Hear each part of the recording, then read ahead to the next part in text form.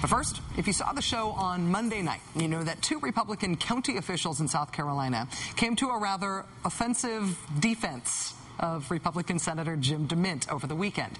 A South Carolina Democrat had criticized Senator DeMint for not bringing enough federal cash to his home state. Two county Republican chairmen defended the senator by writing an op-ed that said this, quote, "There's a saying that the Jews who are wealthy got that way not by watching dollars, but instead by taking care of the pennies and the dollars taking care of themselves. By not using earmarks to fund projects for South Carolina, Senator DeMint is watching our nation's pennies, just like a Jew would."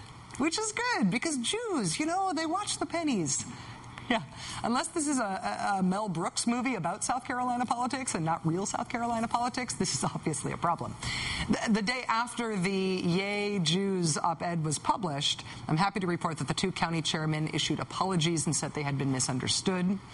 This has been a heck of a year for South Carolina Republicans, and controversy from South Carolina Republican Governor Mark Sanford hiking the Appalachian Trail to South Carolina Republican Congressman Joe Wilson screaming, "You lie," at the president.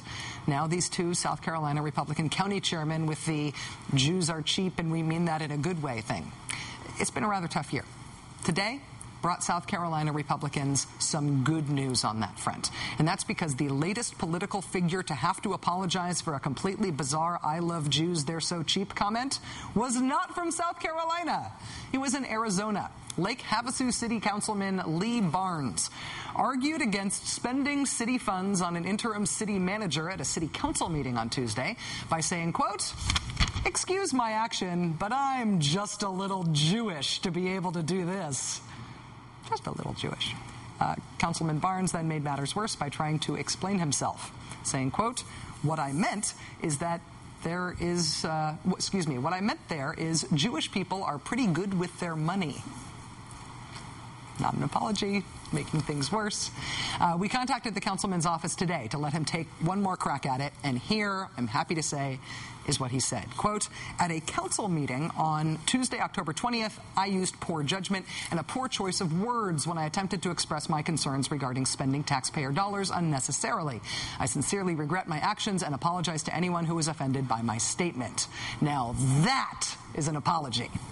Anyone else want to give this one a try this week? We do have shows tomorrow and Friday.